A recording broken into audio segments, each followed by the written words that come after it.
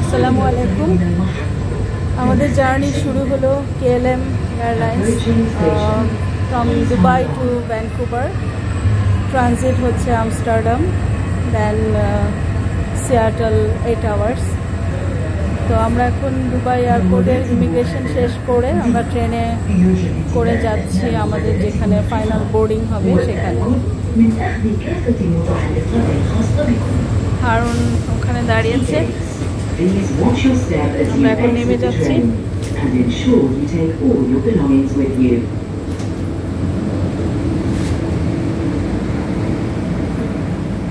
ওকে যাও।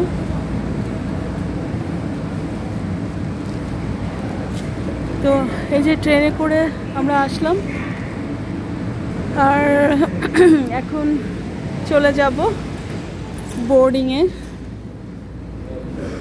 বোর্ডিং শুরু হবে 2:20 থেকে, আর এখনও কিছুটা সময় হাতে বাকি আছে।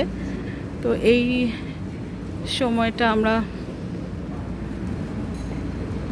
কি করব সেটা ভেবে দেখছি, আশেপাশে তাকাচ্ছি, দেখছি। আমি অনেক দিন পরে আসলে ট্রাভেল করছি কানাডায়, তো ভালো লাগছে। আবার মিশ্র অনুভূতি। আজকে আসার সময় অনেক লাগেজ ব্যাগেজ সমস্ত ওয়েট ম্যানেজ করা অনেক ঝামেলা হয়েছে। ট্যাক্সিকে কল করেছিলাম, সেই ট্যাক্সি আবার চলে গেছে, আমাদের 10 মিনিটস লেট হয়েছে নিচে নামতে। পরে নেমে আবার এক ছেলেকে পেলাম, আর্কিটেক্ট, ছেলেটা ইন্ডিয়ান। তো আগে তো জানি না ওর পরিচয়, তো ওকে হেল্প সিক করলাম যে গাড়ি ম্যাপ ইউজ করে আমাদের একটা ট্যাক্সি প্লিজ কল করে দাও, সেটা আবার বড় ট্যাক্সি হতে হবে। মাশাল্লাহ, ছেলেটা এত ভালো, এত গুড হিউম্যান। সে আমাদের দাঁড়িয়ে থেকে ফার্স্ট ট্যাক্সি কল করলো, সেটা আবার আসতে গিয়ে ক্যান্সেল করলো। তারপর এই যে এখান দিয়ে আসলাম আমরা, তারপর আবার ট্যাক্সি চলে গেল। সে আবার তার ফ্রেন্ডকে বললো, যে রিকোয়েস্ট করলো তার গাড়ি আছে, সে পেইড রাইড দেবে কিনা। ফ্রেন্ড বললো সে অলরেডি ঘুমিয়ে গেছে, পারবে না। পরে আবার সে গাড়ি ম্যাপ থেকে বড় ট্যাক্সি দেখে একটু সময় লাগলো।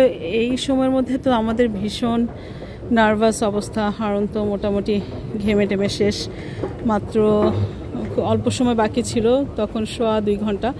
যদিও আমরা এয়ারপোর্টে, তখন ট্যাক্সি চলে আসছে, এরপরে আর 10 মিনিটস লেগেছে আবার নেক্সট ট্যাক্সি আসতে। তো এয়ারপোর্টে যখন আসলাম দেখলাম যে আমাদের KLM এয়ারলাইন্স 10 মিনিটস লেট হবে।